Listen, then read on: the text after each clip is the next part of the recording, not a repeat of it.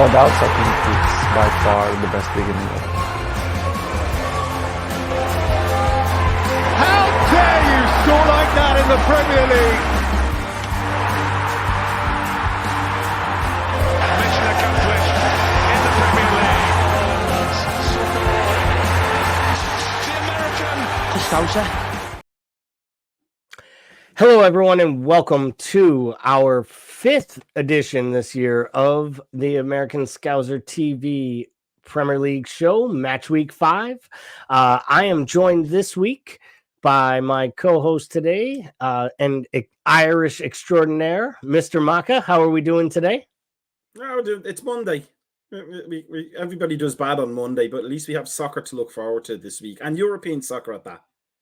And we will talk a little European soccer, but before we do that, we will talk a little bit about the Premier League, and we will get to how the European matches will affect the second half of the Premier League and what we see that impact being on specific teams, whether it'll benefit some or hurt others. But I appreciate you jumping on with us today. My name is Gary. For anyone who is tuning in for the first time, I'm one of the idiots who arrives on Mondays live at 8 p.m. every single week. And Macka is the host of our Thursday podcast, which is also 2 of the idiots. 8 Eastern.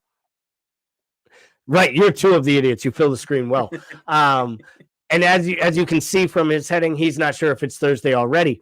But we'll get to it here as we get ready to record this edition. And it'll get released later this week. So let's get right at it. Last week, we always start the same way. We start with a look at last week's matches as a whole. Couple surprising results for me. I think we're going to talk more about Chelsea-Bournemouth, but I think anytime Chelsea goes multiple matches without scoring and a club like Bournemouth is arguably the better side for a good 70 of the 90 minutes on the pitch, it's a talking point. Arsenal, a 1-0 win over Everton on the road. Newcastle holds on with a 1-0 win at home. Fulham, another 1-0 win. So lots of really close matches. And then, of course, City does what they do. They go behind on a weak goal. They score 3 more like it's nothing. Liverpool goes down early. Big surprise there. Comes back and wins. Plays well in the second half. Abysmal in the first. And then we'll get to kind of what I think was kind of the highlight of the weekend, which was Brighton Man United. And then, of course, maybe the most exciting 15 minutes of the weekend, which was Sheffield versus Tottenham, which will be the only time this year anyone uses Sheffield and exciting in the same sentence. So talk to me first and foremost, when you just quickly look at this match week 5, the results in a microcosm, what jumps out at you? Anything there you think a bigger story than the others? Well, I think the Manchester United one is obviously the biggest one because that's just a maelstrom of crapness so far this season. I mean, they're supposed to be challenging for top 4, and they don't even look like they might avoid a relegation battle at this point. But I do want to point out, just like Aston Villa are tidily yet again under Unai Emery, just tidily looking like a team that are going to cause problems as well. I mean, it's almost an expected win for them. But there's just something about how he has, even when he was at Arsenal, they weren't an Arsene Wenger type team, but they did know how to get results when they needed them. I thought he was badly treated at Arsenal. But in terms of like pleasure and drama, I think the Man United one is the big one that jumps out to me. But in terms of who everybody else that's challenging for the top 4 should be looking at over the shoulder at, I think it's Aston Villa. Yeah, I love the Aston Villa shout. Anyone who does listen on our pod knows I'm a huge Unai Emery fan. I, like you, think he got absolutely shafted at Arsenal. The truth of the matter was when he left Arsenal and compared to the first, I think, 40 matches of Arteta's career, he was getting more points per match as the coach than Arteta was, and Arteta was getting everyone throwing bouquets of flowers at his feet for how well his team was getting red cards and losing their minds in big matches, which they still do now, which is why they don't win anything. But we'll get to him later. But when we really look at things and you look at Villa and what they do, I think what Emery does, and I've said this before, I think tactically he's the 3rd best manager in the Premier League. Like, I think it's Pep, and then I think it's Klopp, And then I think it's not even a question for me that Unai Emery is probably the third best tactical manager it's proven in his head-to-head matches how he does when he's hosting in the Europa Leagues. Obviously, he's a master of the knockout competition. So let's take a look here, talk a little bit further about that United match against Brighton. Do you think it was Ten Hag's tactics? Do you think it is United's inability to score? What do you think is the main problem at United right now on the pitch when it comes to the players and the tactical arrangement? I don't think I have. If I was an inbred, 15-fingered Appalachian toothless old guy, I still wouldn't have enough appendages and limbs to count the reasons why Manchester United are so bad right now. And I think it's literally everything. It's the ownership, it's the tactics, it's the type of player they seem to be buying. Like there's almost no rhyme or reason to it. It's just buy a player. It's almost like Chelsea, except Chelsea are just flashing the cash a bit. Like from somebody who doesn't really know what they're doing, but the Glazers should know what they're doing at this point. So and they have that new what was his name, John Murtaugh, the new sporting director, football director, whatever he is now. They complained about Edward Woodward, the equalizer, as he should have been called all these years. But this guy is 10 times worse. I couldn't figure out. The annoying thing about Alex Ferguson was whenever he bought players, you knew what he was trying to do. Either he was getting ahead of a tactical trend, or he was just going, I'm just going to buy Robin van Persie. He's old, but he's going to score 30 goals for me, and we're going to win the league. And if we have to change a few things for that to happen, we'll do that. But there was a rhyme and reason to it. Since he's left, like apart from maybe Mourinho, who wasn't buying players for a rhyme or reason, he was telling them not to buy the players and to get rid of the ones that were going to have to keep them losing. I think Ten Hag is a weak manager in terms of his relationship with the board. It looks like he's a weak manager in terms of his relationship with the players. So the players aren't going to respond to him. They're not the right players in the first place. And because of that, it doesn't matter what ideas he has, they're not going to come through because the players don't care. So I didn't see much of this match. I watched the extended highlights and I saw, which basically meant I watched Brighton pass the ball around a few times. And then I watched United really just flail their arms and argue. It seemed like they might have had an argument for how they utilized the VAR decision to wipe off the Højlund goal. I don't know. You could clearly tell if the ball was in or out, and then they made the call that it was out. So they, basically take off the goal and almost like a foul in the buildup. So I understand a little bit of the gripe there. Is this another one of those situations, almost like the Newcastle thrashing earlier, where we leave the match and we start saying, like, what's wrong with United? What's wrong with Newcastle? When people really should be saying, like, how bleeping good are Brighton? Yes, because I would say that I think you're correct in terms of tactically setting up a team for an individual opponent. I think Unai Emery is every bit as good as Rafa Benitez was. But in terms of overall effective coaching, I think De Zerbi has to be in that conversation this season as one of the best coaches in the league. I think he's done, we talked about this last year and in the preseason when I got on board with this channel about Graham Potter. I was never overly impressed with him. And I think this kind of proves that a little bit because De Zerbi's taken that team and taken a whole, not a level, 2 levels above where they were. They were almost afraid of their own shadows under Potter, but they'd have no fear. I really like watching that team. And you could argue that since De Zerbi has taken over, they've sold 2 of the 3 most influential players that Graham Potter used to build his run, in Caicedo in the middle of the park and Trossard up top. They sold in 2 straight windows the best player in their side, and they sold McAllister. They've been selling top level players and signing players that are betting in at their clubs faster than the players they sold at other clubs, which is absolutely amazing. And I saw a meme the other day, and I hope this isn't true, because I would love for Brighton, even if it meant at our, Liverpool's not winning the Europa League. Like, I would love for Brighton to win the Europa League and qualify for Champions League and play Champions League football at the MX, because maybe that keeps De Zerbi there a little longer, and maybe they start spending, just 3 times as much, and they start spending 25 million on players. Imagine how good Brighton would buy players if they bought in the 18 to 20 million dollar price instead of the 2 to 5 million that they buy and then sell for 100. But I saw this picture or meme, and it was De Zerbi. And it was like that moment he realized all he ever wanted to do was win the Champions League, and he's holding up the trophy, and he's at St. James Park, and the Newcastle supporters are going crazy behind him, like almost saying like the Saudi League realizes the best manager in the world is right beneath us. Eddie Howe did a good job getting us here, but let's go get a guy who can like take us through that group of death. So it'll be interesting there. I love the Brighton shouts. When it comes to United, though, one last thing, their midfield, right? On paper, even based on last year's results and the eye test, right? Casemiro, Bruno Fernandes, Eriksen, even McTominay, they all had decent seasons. They all played pretty well. Like, then you add Mason Mount into it. You bring in Amrabat. Like, to me, their midfield should be their strength.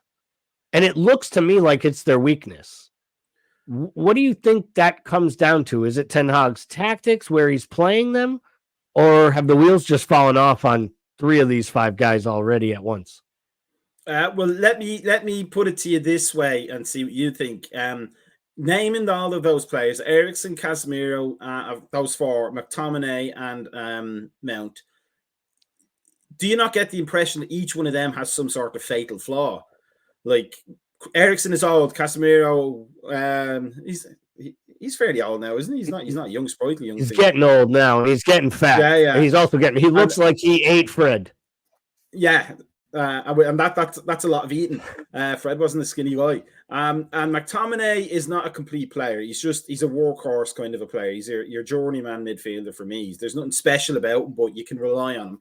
And then Mount would still be at Chelsea if Mount could bring that X factor out. He's a talented player, but he's missing something.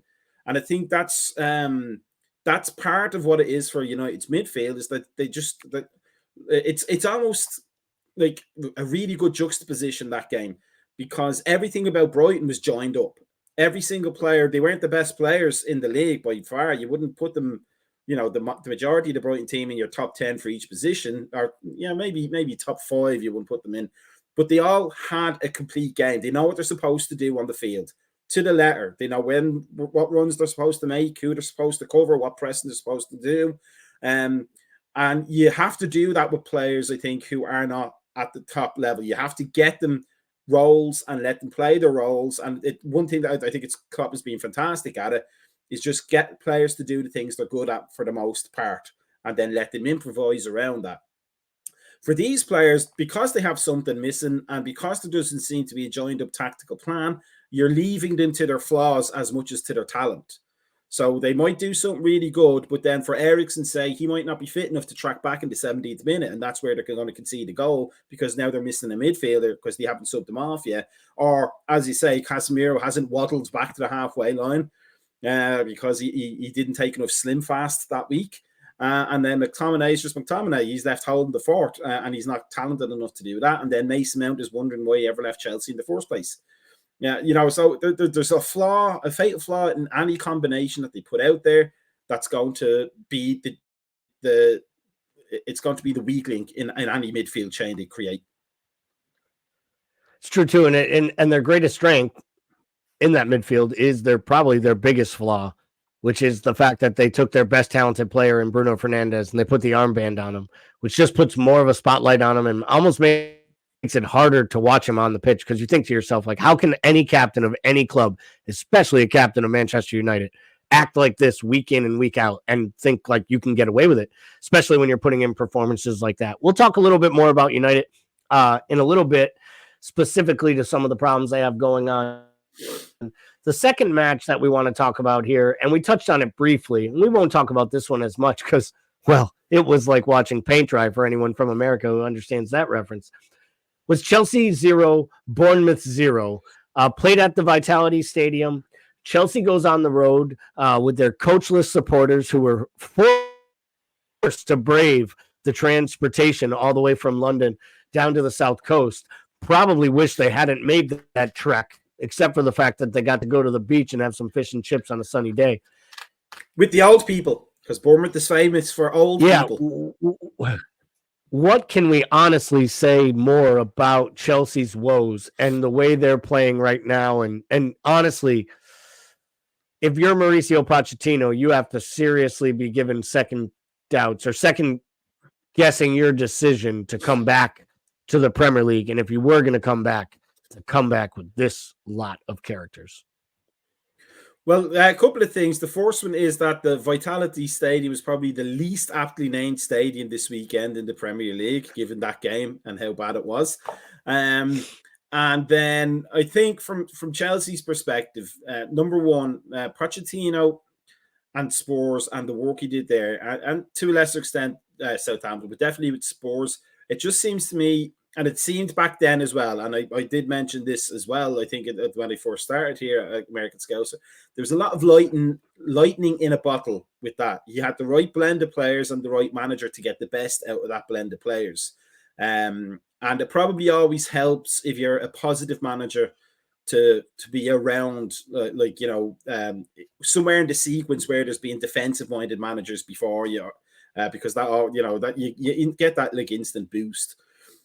But the Chelsea policy is it's spaghetti in a bowl. There's no it's what do you call them, the alphabetic spaghetti. There's no rhyme or reason to that either. It's just I've got some cash on the hip. Let's buy lots of players. He has a name I don't recognize, but it sounds like Pele, so I'll buy him as well. And you get a manager who's a systems-oriented manager. That's everything about Pochettino has always been about his system. Whether it was at Southampton or Spurs, he had a smaller squad than he has now. And just as I said earlier, he could get players to fulfill roles. And when they fulfilled those roles, he got the best out of them, which meant the team as a whole prospered. I don't know whether he has I wouldn't say an embarrassment of riches, but too many variables he has to take into account at that team to be able to get a system to work. And if they have any of the sufficient quality or hunger to get his ideas on board, because it could just be that case of, I've reached Chelsea, I'm earning a bit of cash, my lot is happy, I don't need to worry about anything else. And it's funny you say, when you think about the differences he's done already this year, he's played a back five or a back three with two wing backs. He's gone back to a back four mid-match. Then against Bournemouth here, coming out of the international break, he benches Ben Chilwell, arguably been his most creative and influential player, maybe outside of Sterling, who's had a few flashes so far this year, looking like he's coming back to life. The Chelsea supporter will tell you, hey, Jackson hit with the woodwork, Sterling hits the woodwork on the direct free kick, and if either of those go in, we're up 1-0, and this is a completely different story. But I kind of respond to that with, is it really a different story if you create opportunities all over the pitch all match long, you can't finish them, you look frail at the back? I mean, Bournemouth for most of the match had the control of the ball and was really on the front foot. They're attacking players. I mean, here Chelsea is once again without a striker who can put a ball in the net. And on the afternoon, the guy who looked the most likely to score is their youth team academy player that they let go to Liverpool for almost nothing, that Liverpool turned around and sold to Bournemouth, and then had to go down to the championship and come back, and Dominic Solanke. So they're sitting there going, why can't we get a striker like this kid? And there's some old guy up in the crowd sitting there going, I remember watching him play youth matches, right? Like I just feel like they've always been this embarrassment of riches. You look around the world right now and the players they sold. Pulisic is doing a really good job. Good on him. He goes to AC Milan. He's taken his opportunities. The scary part is Dominic Calvert-Lewin has been even better and getting even more plaudits in Italy playing for AC Milan. He's basically the first name on the team sheet in Italy, and he couldn't get on the field 5 times in 20 matches for Chelsea. And I'll raise my hand and say, every time I saw the guy play, I thought he was the best, looked like a Rolls Royce. He looked like what Paul Pogba was also always supposed to look like. Tall, strong, attack-minded, going forward, yet still strong enough to play defensively. And you know what kind of respect they showed him? They trotted him out on the field on a New England turf field here 3 days after a season ended that he played the most minutes in his career, and he blew out his ACL in a meaningless friendly so they could go for a cash grab. You know, like, I just feel like they're a club that's mired in their own kind of self-loathsomeness. And I'm sorry for the Chelsea fans that are hearing this and don't like it, but I think karma's real. And sometimes in sports, when you like sing the name of a war criminal while his country is at war with another country, like, and you sing his name in eulogy because he's gone, like, I think the fact that the banners for Abramovich are still up in the stadium really speaks more about the club than it does the supporters. We know who the supporters are. They're the same people that, you know, cheer about the poor Scousers in Liverpool. So I genuinely don't really feel bad. And it's kind of fun to see a team spend $1 billion over 18 months and start 3 kids that I don't know their names on their bench because they don't have a fit squad, yet they have 35 active players. Am I being too harsh on Chelsea or not harsh enough? Oh, never harsh enough on Chelsea. I mean, there's no redeeming features about that club whatsoever, except for Chopper Harris in the 1970s and Jimmy Greaves in the early 1980s. But yeah, I mean, they kind of, you almost want to say the only person I feel sorry for on that whole thing is Pochettino, because he seems like a decent guy as a coach.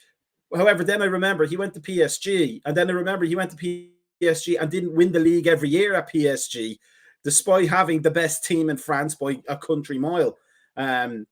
So then I don't feel so sorry anymore, and that's probably harsh on Pochettino because it's less about him and more about the aura that was built up around him. But as I said, I think he caught lightning in a bottle with that Spurs team and got what he could get out of it. But then let's also remember he lost the league to Leicester. Right. The best position Spurs were ever in to win a league title since the 50s or the 60s, and he lost it to Leicester City, the 5,000 to 1 shot. So then my sympathy ends a little bit for Pochettino, and he chose to go to Chelsea. So I think you're right. I think he's trying to get out of it, but I will delight in that. I will popcorn that entire team for the rest of the season as much as I can. Well, as we kind of transition off of Chelsea and Pochettino, we'll go and talk about his former team. And this should be quick because the game was absolutely drab for almost all of it. Sheffield United did what they do, popped up out of nowhere, scored a goal. They went up 1-0. And to be honest, they have to know what the rules are right now. And time wasting is going to be added on. And the level of shithousery and time wasting that they did from the moment they went up 1-0 was absolutely atrocious, to the point where the referee put 12 additional minutes on the board. Now, 12 seems excessive in a 1-0 game with 5 substitutions in the second half. But what type of kick in the nuts is this? If you're Sheffield United thinking you're about to get 3 points on the road at Spurs, and you not only concede, you concede 2 in stoppage time and send Spurs out on a glory trend, and let alone the fact that you had to watch Richarlison do that goddamn chicken dance in your face. But dropping the points or knowing that Richarlison went home happy, which one's worse? Oh, it's always known that Richarlison went home happy. I mean, like, I wouldn't even want him to get his favorite Christmas present at Christmas. I mean, if he wants an Xbox, he's getting an Atari 2600 with a broken controller, as far as I'm concerned. But for every one of us who has played the game and or coached the game, you play till the last whistle. You don't, like, for me, watching the game, it looked like Sheffield United thought that the points were in the bag. You know, we've gotten to the end of the 12, and then, you know, we'll take our foot off the gas a little bit now, and you can't do that. And that at that level, the Premier League, that's the beauty of it. That's why we watch it every week, even through the drab 1-0s and the 0-alls coming into the last few minutes of injury time, because you just don't know what's going to happen. And it's a big thing for us as Liverpool fans because Klopp's first thing he did when he got to the club was nothing to do with tactics. He got into the mentality of the players first and the mentality of the fans, because that's probably one of the most important things for winning in soccer is having the right mentality. So when Sheffield United go down, which I think is probably likely, these are the moments they can look back on and complain about that from the supporters' point of view anyway, that their players just didn't keep going till the last second. For Spurs, though, like I like Ange, big Ange. I wouldn't say I'm an out-and-out Celtic supporter, but I'm Irish, so they always have a soft spot in my heart. So I know well what kind of football he plays, and it's exciting and it's interesting, it's attacking. But it didn't work against Sheffield United until the last few minutes, so they kind of got lucky there themselves. That's what I was going to kind of go with there. I mean, I think if you asked any person, and we're going to look at the table, so we'll just we'll transition this. We'll keep talking about Spurs as we start here with our review of the table. If you look at this table and you ask people, what's the biggest shocker in this top 10? As shocking as Forest or Palace or Fulham could be, I think the idea that a team that sold Harry Kane with 48 hours to go in the Premier League transfer window is still in the top 2 after 5 matches, and given who they've played, is a really, really impressive start. And I think you talked about Big Ange. His style of play has been wonderful to watch on the eye. He's getting a ton out of players that other managers couldn't. Pape Sarr and Bissouma look like the best double pivot in the entire Premier League, if not midfield pair. You add in how good Sons looked, Kulusevski, Solomon, once he got instituted into the lineup. Pedro Porro is just an absolute menace as a right back. And, that Christian Romero kid, though he looks like he has a red card tackle in him at any moment, like Nemanja Vidic on steroids, Christian Romero is. Like, there is a red card that could come at any moment of any match. But he can also be a match winner by, giving you a huge tackle and then go down the other end and power a header in. He's their Van Dijk. He's their best central defender. He's what they're building their defense around. And then the Agoda kid, it's just really all clicking for them. Do you see it lasting? Can this Tottenham team with no Europe be the team that knocks on this top 4 door and sticks around long enough to maybe steal one of these spots from kind of the big boys we expected to be there? I think relatively, yes. Relatively, I mean, as long as Chelsea and United are dysfunctional, that opens the door for Spurs. I think the difference for Postecoglou right now is that he hadn't. I never want to say it's an easy job in Scotland. It might be a 2-team league, but you still have to beat the other teams. And as Neil Lennon quite aptly showed when he took over from Brendan Rodgers, you don't even win it every year if you don't know what you're doing. So what he reminds me a little bit of is Kevin Keegan, in the sense that he has a very positive attacking philosophy. He's probably a bit more defensively intelligent than Keegan is, but I don't think he can go all out attack for 38 games and expect consistency in the second half of the season. So I could see them dropping some shock results around about November, December, January. And that maybe might put the brakes on them a little bit. But as long as Chelsea and United aren't doing anything, and as long as maybe we expect Brighton to tail off at some point as they get more into the European games that they're not used to, it's quite possible that it's going to be. I still think it's going to be us, City, 1 and 2, and then Spurs and Villa 3 and 4, funny and Arsenal. Okay, so that's where I was going with it. So bunched up fighting for the last spots, because I was going to ask you that. So there's three teams right now nipping at the heels: Arsenal, Liverpool, and Tottenham, all on 13 points out of 15. Brighton, respectively, right behind them at 12 points. You were firmly in the camp that Liverpool has shown enough to you over these 5 matches, what they've done, what they have, the health they have, the depth, that they're the team that pushes City, if any team pushes City this year, it'll be Liverpool in your mind, finishing second, Well, giving just City the title challenge that Arsenal gave them last year? purely out of the grit that we've shown in each game. That, like, we've come behind, we've got 10 main games, and we're not collapsing. And I think when you have that kind of mentality, and then you add the quality into it as things start to gel more, then you suddenly get a formidable team. It's the one thing that was lacking in that Brendan Rodgers team.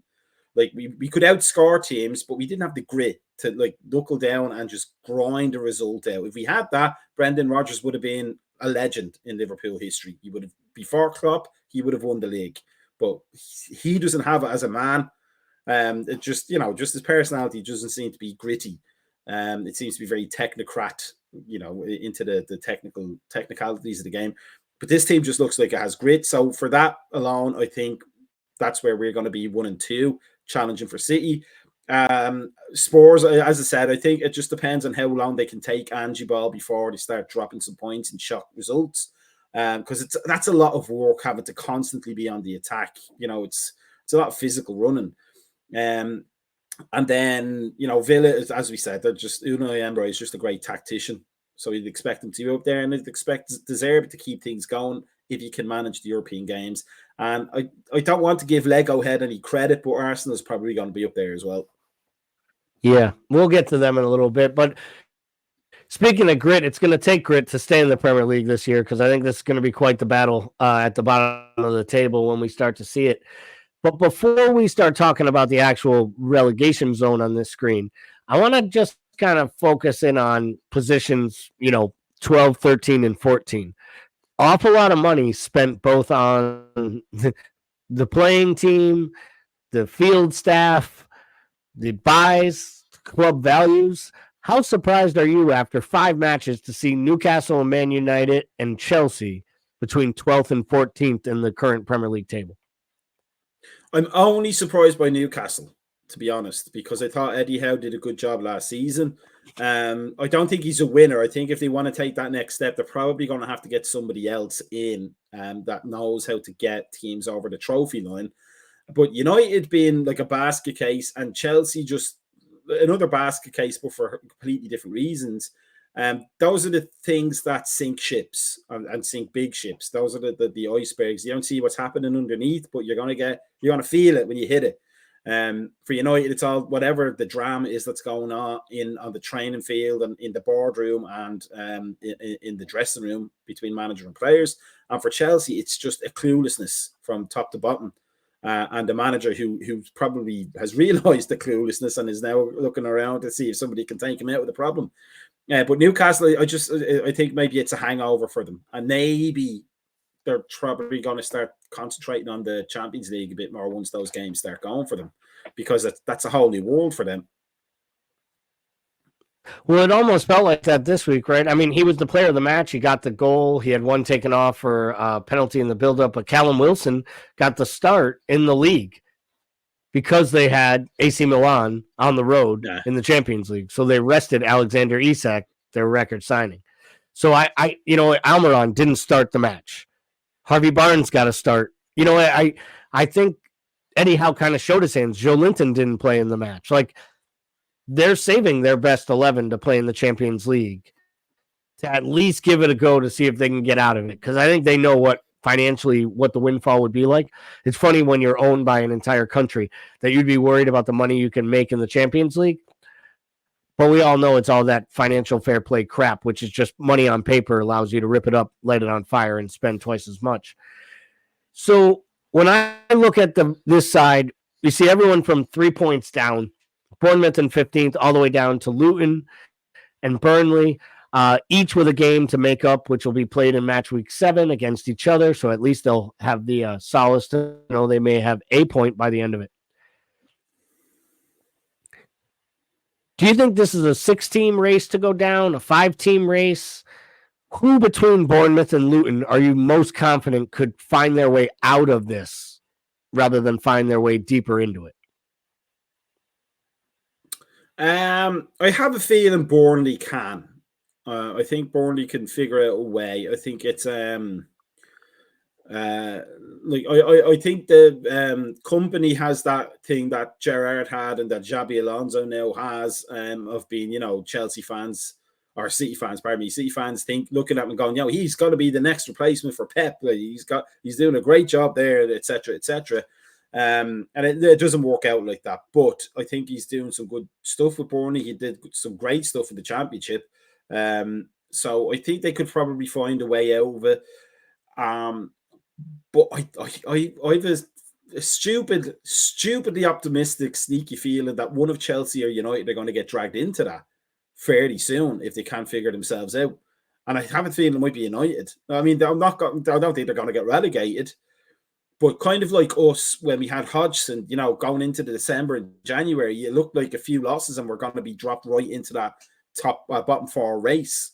If we didn't make a change soon. So I could easily see United doing that because they're not, there's no joined upness about that team whatsoever. However, I'm going to be even more of an optimist. I think Everton are going down this year. I cannot, unless they get rid of Deutsch, and I like Deutsch, but there's nothing about that team that screams, number one, goals, which you need, and number two, steady defense, which you definitely need if you want to avoid relegation. They've given up before the season started by the looks of things. Yeah, it's funny to say that. Anyone who's listened to these programs or seen our pods or our pre-match shows, I'm usually pretty hard on Bournemouth. I like to poke some fun. I'm one of Bournemouth. Definitely Bournemouth is not one of those clubs that would be on sending me Christmas cards or holiday well wishes. I actually think they might be the safest of those bottom six teams. And I know it sounds crazy. They played us extremely tough. They should have been up more than the one goal they had. And, they could be hard pressed to feel like dropping the points to us. They played well. I think that the fact that they've had 5 matches against better sides than them and they've come away with 3 draws, even though they don't have a win yet, the fact that they've been able to work 3 draws against good clubs and stay in matches, I think just shows they're going to be able to grind.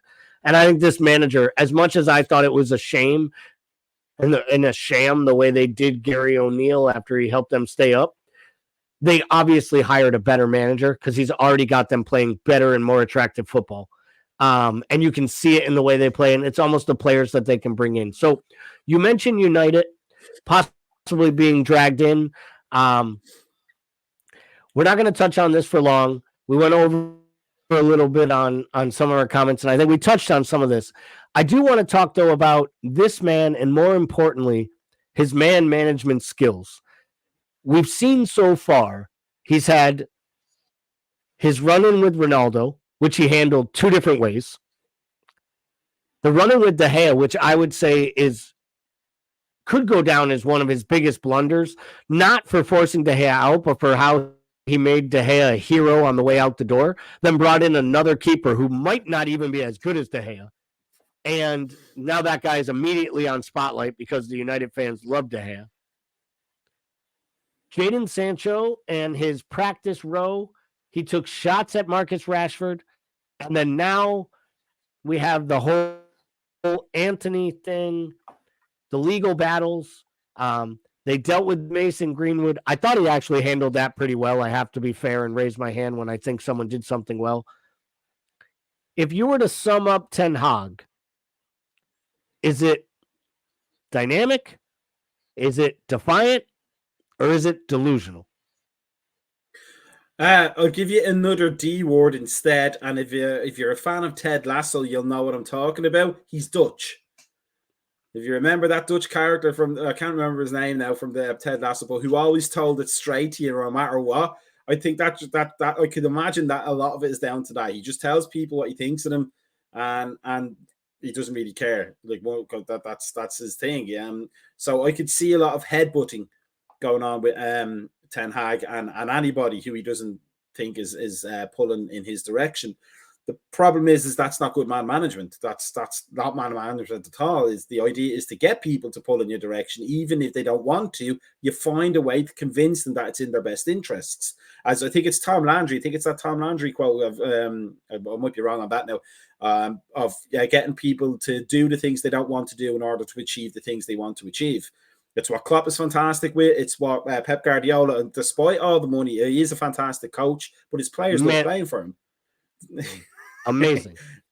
Yeah, but what the guy his players does love playing for him. is... Like, everybody who leaves that team and any of his teams, I cannot say enough about what he taught them about football, which, you know, it's an amazing thing that to have that kind of bond for life. But I can't see anybody saying that about Ten Hag. I think it just seems to be he's headstrong and he's stubborn and he has the way that he wants to go. And if you don't agree, he's gonna put you through the ringer and to make sure that you know he's the one in charge. But he's only hurting himself doing that. So I can respect that from the standpoint that it's not easy to be that brash and defiant, and sometimes if you are that way, you have to just own it and live it. Is it sustainable? And if you're a United supporter, and I know that's difficult to even say out loud and say, if you're a United supporter, I know exactly. Are you thinking to yourself right now, we need to make a change, or we've made too many changes? We've seen some progress. We have a few of the pieces he wants. We need to give him more time. We need to back this manager. Like, are you on the side of Jadon Sancho should never play for the club again?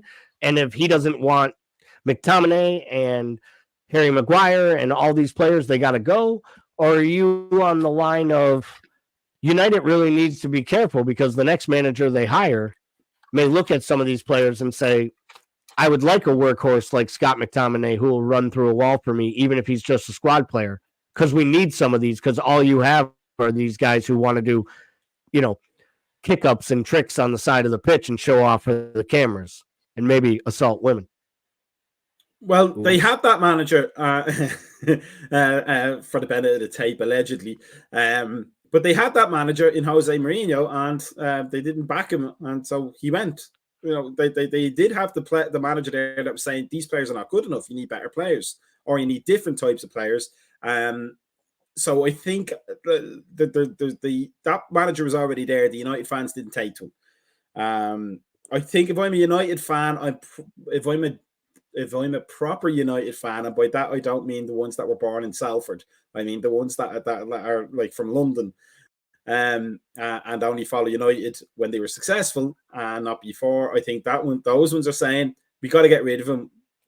We got to get somebody else. But those same fans for United were saying that about Ten Hag when Solskjaer was the manager. They were like, you know, Ten Hag's he's the hot thing. You look at what the work he's doing at Ajax. We need to get him into this club before some other club does. And so they got him, and it doesn't work out like that. There has to be a feel for the culture. There has to be a man management aspect to it. I think we'd always find that the managers who were most successful are generally the managers who were at least heavily respected by the players, but generally also loved. So for those fans, they're probably looking for a change. For the diehards, the ones from in and around Greater Manchester, are probably saying, give it some more time. And that dichotomy is what I love about that club right now, because they'll never get it to match up, and it will result in disaster for everybody. It's great. One word answer. It's a yes or no question. Will he be the manager of Manchester United on the last match of this Premier League season? No. All right. That's interesting. Oh, that'll be interesting to see. So we will turn the page here quickly as we wrap up the show in the next few minutes, talking next week about the fixtures. For some reason, the league has decided there's no reason to have a breakfast fixture in the United States or a lunchtime fixture in the UK at 12:30 on Saturday, which probably means they couldn't figure out a way for Liverpool to play on Thursday night on the road and then have to force them to play Saturday at lunchtime. Yep, that's it. So I'm sure you know as well as I do, we were scheduled to play West Ham, and they were like, well, let's just move the fixture to Sunday if we have to. They're both playing on the road. So we're going to talk a minute here, just for a minute or two quickly, about what I feel is the match of the week, which on paper seems to be the North London Derby. Outside of that, and before we preview that match, any other of the fixtures jump out at you here? Brighton Bournemouth, the Battle of the Beaches, Brentford, Everton, two teams who just don't want to score, yet don't want to defend. What are you thinking here? Like, could Luton and Wolves end in a worse score than 0-0? Possibly. I think they'll break the laws of physics if they keep going the way they're going, and the laws of logic. But the game that jumps out to me is Chelsea Aston Villa. We're going to find out a lot about both of those managers and both of those teams coming out of this weekend. Regardless of the score, I think we'll see whether Pochettino is getting his ideas across at home, that there's no better place to do it. And that we'll also see how good Unai Emery is at negating the other team's strengths and then hitting them where they're weak. Yeah, I feel like if that Forest City game were flipped and it were at Forest, with the way Man City is a little vulnerable with their squad depth and the way Forest is just kind of like hitting on high notes right now, playing well for periods of matches, and then just striking when the iron's hot, scoring goals quickly like they did the 2 against United. That one to me could have spelled like a smash and grab style upset if Forrest could figure out a way to batten it in. And you know, the U.S. keeper, Matt Turner, may lose the job to the deadline day signing that they purchased, who has some Champions League experience. But he's played really, really well for Forrest so far this year, keeping them in a lot of matches. And he's a good shot stopper, and that's what you need, right? Against a team like City, you need a keeper who can make saves. Because if your keeper doesn't make 7-8 saves against City, you're not going to stay in the match. Yeah, I think that's perfectly correct. I'll only say one thing about City, though, and about everybody that's playing them. I think a lot of teams haven't figured out that De Bruyne is not on the field yet. I think once they figure out that De Bruyne is not on the field yet, they'll start to plug the gaps that they would be leaving trying to defend against De Bruyne. Yeah, as good as Foden is, he is not Kevin De Bruyne. And part of that is he's got terrible hair. But we'll move on to what should be the match of the week next week. Been a bit. I just want to say that's a good segue. That's a good segue because the manager of Arsenal is a good segue. If we're going to talk about bad hair in England, we might as well talk about the worst hair, and that is the Lego helmet. If you have ever played Legos or you have children with Legos, you know, and you also know in the middle of the night when you're going to the bathroom and one of those Lego helmets is upside down and you step on it clean with your foot, like it can make a noise and make you make noises that are completely changed. And I feel like that's probably what the Arsenal players feel every day when they walk in and listen to that little Muppet speak. We could make a Muppet out of him. And you could do the whole thing. You could throw your hands up. You could put your hands through your hair. You could get irritated. At the end of the day, Arsenal overachieved, in my opinion, last year. I feel like qualification for Champions League was a big success, and they should be happy for that. If you're Arsenal and you have this match midweek in the Champions League or next week in the Champions League, I can't remember when they're scheduled to play. What's bigger? Playing a Tottenham team that's above you in goal difference and in the overall standings, or recompeting in the Champions League, which you basically squandered 20 years of straight qualification without ever making a serious run at winning it. Where does the Lego helmets overall priorities lie, and where should they lie? Well, they're playing. It looks like they're playing Wednesday against PSV. So, unless I got that date wrong, so I mean, I think Arteta seems like the kind of manager or the kind of person who thinks he can have it all. So he can play his first team against Everton. Sorry, then he can play them against PSV and then play Spurs and win all 3. Because he's delusional like that. He's a weird little bloke. The Martin Freeman for any UK office fans of the Premier League. I don't like his. I said this before actually on one of the very first podcasts that I was on with you, when the Arsenal show on the Amazon thing or whatever it was came out. He does a lot of things that are in the textbooks as being the groovy, new age kind of management kind of things to do, but he's doing them because he thinks that's how it's supposed to be done. And I think eventually players see through that kind of thing. There's no authenticity to it. His personality comes across to me as plastic as his hair. So I think he probably believes he can go through all 3 games full-blooded and try and win all 3. And I thought they struggled against Everton, to be fair. It's one of the worst Everton sides I've ever seen, and they struggled against them. When Pickford looks good in a game, you're doing badly, as far as I'm concerned. I think they'll approach the Spurs game after this Wednesday game thinking they can win it with the same players probably that played against Eindhoven, if they don't massively underestimate Eindhoven and play the kids or something. I'd assume they'll make a few changes. Obviously, they started to because they sat Havertz, which is almost like resting him for Champions League, which is basically a nice way of saying, we're not sure you're good enough to play against Everton, so you can play in the Champions League. That's a backhanded compliment if ever there was one. It is. It's the same thing they said to Gabby Jesus. They were like, we know you were important last year, but this Nketiah kid looks better than you right now. Like every day in training and, all 55 times he's been fit and you haven't. So Spurs will obviously go for it, be the much fresher side, feeling good about themselves, even though they played poorly against Sheffield United at home. Do you give Spurs a real shot to get something, if not all 3 points? Like, could Spurs go to the Emirates and stun them by having more rested legs and arguably just as good of an attacking side? I would not be shocked if it's like a 3-0, 4-0 win to Spurs. Like a signpost putting the flag in the ground win for Big Ange. Because I think he can do that to teams. And I think Arsenal would be ripe for it. That's a team that they can do it too. Like when us under Brendan Rodgers and then early days with Klopp going to Old Trafford and winning, that kind of a mentality. Nobody's expecting it, so let's just go and do what we can do anyway. But it wouldn't shock me, to be fair. It absolutely wouldn't shock me. Wow. That's how you end a show, people. That's how you bring in a special guest, a fill-in host, and that's how you end a show.